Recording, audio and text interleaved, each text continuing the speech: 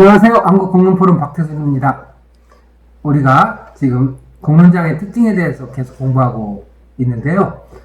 이번 시간하고 다음 시간이면 이제 공론장의 특징을 마치게 됩니다. 이제 종반을 향해서 가고 있는데요. 점점 중요해지니까요. 내용에 집중하시면 좋겠습니다. 오늘은 공론장의 특징 가운데 비공식적 권위에 대해서 공부하겠습니다. 이게 무슨 말인가요? 비공식적 권위. 공식적 권위라는 게 있다라는 의미겠죠? 공식적 권위는 뭐고 비공식적 권위는 무엇일까요? 오늘 공부할 내용은 공론장은 비공식적 모임이고 그럼에도 불구하고 공론장에서 논의와 그 결과에 대한 권위가 생긴다면 그 권위는 어디서 나오는 것인가? 라고 하는 질문을 하는 겁니다.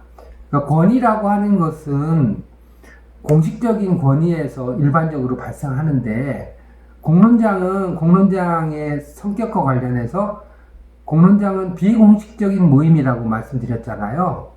그렇다면 비공식적인 모임인 공론장에서 권위가 발생을 할 수 있을까요? 만약에 권위가 발생할 수 있다면 공론장에서 발생하는 그 권위는 어디서 오는 걸까요? 어떻게 보면 굉장히 심각한 질문이라고 볼 수가 있죠? 그것에 대해서 같이 공부해 보도록 하겠습니다. 자, 첫 번째로 그렇다면 권위가 무엇인지에 대해서 공부를 해봐야 되겠죠? 권위를 authority라고 얘기하잖아요? 이거는 이제 뭐 굉장히 많은 얘기가 필요한 얘기지만 핵심적으로는 사회적 또는 전문적인 능력을 의미를 하고 그리고 그 능력에 기반해서 합법성이 부여되거나 사회적인 인정이 이루어지게 되는 겁니다. 어떻게 보면 우리가 유명한 작가라든지 학자라든지 이런 분들이 권위를 갖는다고 하잖아요. 그런 권위는 전문성에서 생기는 것이죠. 그런가 하면은 우리가 일정한 직책에 있는 사람한테 권위를 부여하잖아요. 그것은 법적인, 합법적인 근거에 의해서 권위를 부여하는 것이잖아요. 이렇게 보통 사회적인 권위라고 하는 것은 합법성이나 그 사람의 역량에 관한 사회적인 인정을 통해서 형성되는 것이 일반적입니다. 그리고 권위가 갖는 또 하나의 특징은 자발적으로 그 권위에 순응한다라고 하는 것이 특징입니다. 그것에 비해서 권력이라고 하는 것은 이 권위하고는 조금 비슷한 면도 있지만 다른 점도 있어요. 뭐냐면 핵심적인 것은 뭐냐면 이 권위라고 하는 것은 자발적 순응에 의한 것이라면 권력이라고 하는 것은 영향을 미친다는 점에서는 권위하고 상당히 일맥상통하는 면이 있지만 강제할 수 있다라고 하는 스스로 원하지 않더라도 권력은 상대에게 스스로 원하지 않더라도 영향력을 행사할 수 있다라고 하는 점이 다른 것이죠. 그래서 관계의 비대칭성이 존재할 수 있는 것이고요. 그리고 이 권력이라고 하는 것은 이렇게 사회적 또는 전문적인 능력이라든가 이런 것에 의해서만 발생하는 게 아니라 굉장히 다양하고 유동적인 관계 속에서 발생을 할 수가 있게 되는 것이죠. 집안에서도 권력 관계는 형성될 수 있잖아요. 그런가 국가와 국가 사이에서도 권력 관계는 발생할 수 있잖아요. 그래서 권력이 권위에 비해서 폭이 훨씬 더 넓은 개념이다. 이렇게 이해를 하시면 되겠습니다. 그림을 한번 보시고요. 하나는 왕관인데 위치에 의해서 생긴 권위라면 오른쪽은 지혜에 의해서 학자가 갖는 권위다. 이렇게 비유를 해서 보시면 되겠습니다. 자, 권위와 권력 간의 차이에 대해서 간단하게 한번 정리를 해보겠습니다. 그 근거와 정당성과 관련해서 보면 권위는 그 정당성이 사회적인 전문적인 인정에 근거한다라고 볼 수 있고요. 권력은 강제 또는 영향력의 능력에 초점이 있습니다. 하나는 인정에 있다면 하나는 영향력의 능력에 있다 이렇게 볼 수가 있고요. 두 번째는 순호의 성격과 관련해서 권위는 자발적이고 정당성에 기초하는 반면에 권력은 외부적인 강제나 필요에 의해서 발생하는 것이다 이렇게 볼 수가 있죠. 그다음 관계의 구조적인 면에서 보면 권위는 사회적이고 조직적인 구조 내에서 인정되는 반면에 권력은 다양하고 유동적인 관계와 상황에서 발생할 수 있다 이렇게 말씀을 드릴 수가 있습니다. 자, 그러면 본격적으로 권위가 도대체 어디서 생기는지 조금 더 살펴보도록 하겠는데요. 첫 번째는 일반적인 권위가 어디서 생기는지, 그리고 두 번째는 일반적인 권위하고 다른 공론장에서의 권위는 어디서 생기는지를 함께 살펴보도록 하겠습니다. 일반적인 권위는 첫 번째는 직위와 역할에서 생기죠. 그래서 사회적 조직적인 계층 구조 내에서 생기게 되죠. 선생님은 선생님으로서의 권위를 갖고 또 대통령은 대통령으로서의 권위가 합법적인 권위가 주어지잖아요. 그런가 하면 전문 지식과 경험에 의해서 권위가 생길 수 있다는 말씀 드렸고요. 법적 도덕적인 근거에 의해서 만들어지게 됩니다. 여기서 도덕적인 근거라고 하면 뭐 마을의 촌장이라든지 이렇게 전통사회에서 노인이라든가 이런 분들은 권위를 부여했잖아요. 그리고 사회적인 인정이나 합의에 의해서 이루어질 수가 있습니다.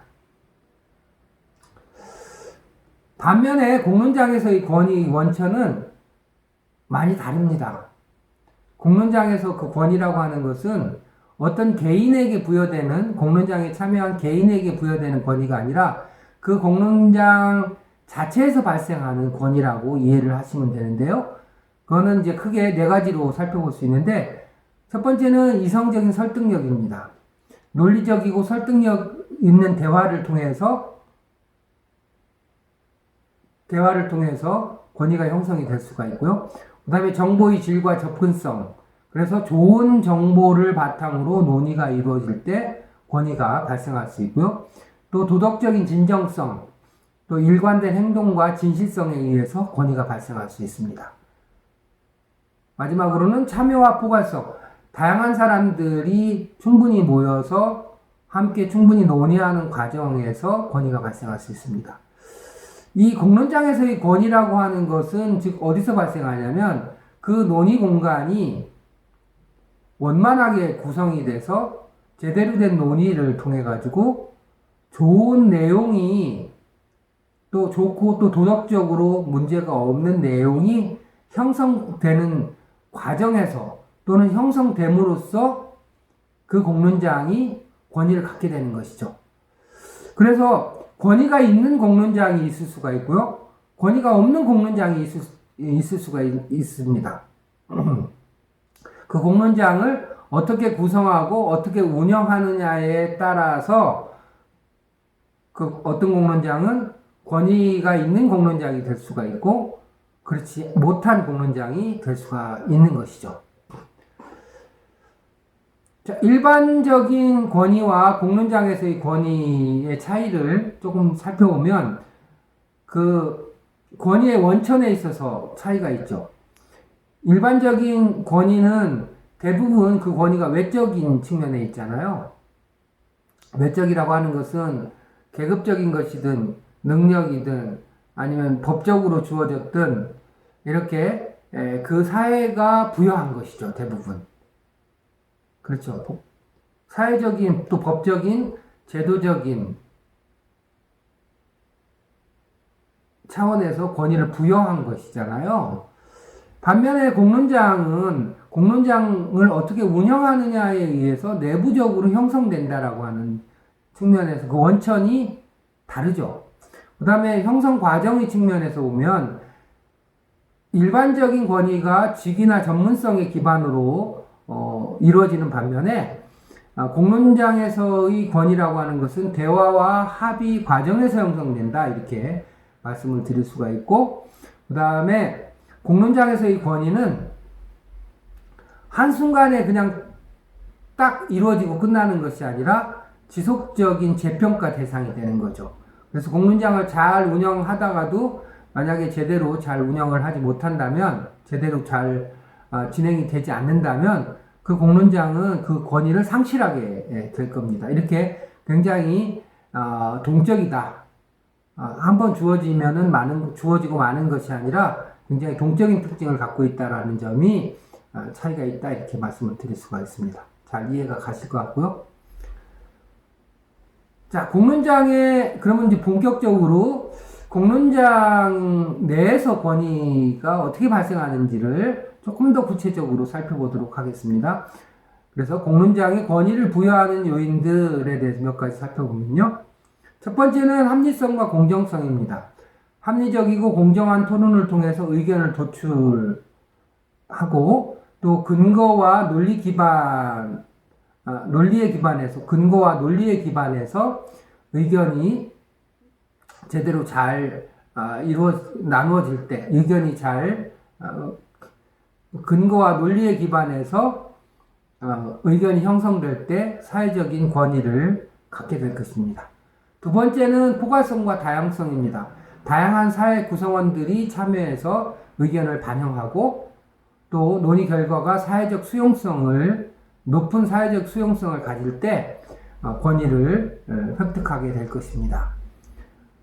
그리고 세 번째는 그 논의 결과가 공적 이익에 부합할 때 사회적인 권위를 갖겠죠. 그래서 공공선에 기여하는 결정을 하면 할수록 그 논의 결과에 대한 공론장의 권위는 그만큼 커지게 될 것입니다. 투명성과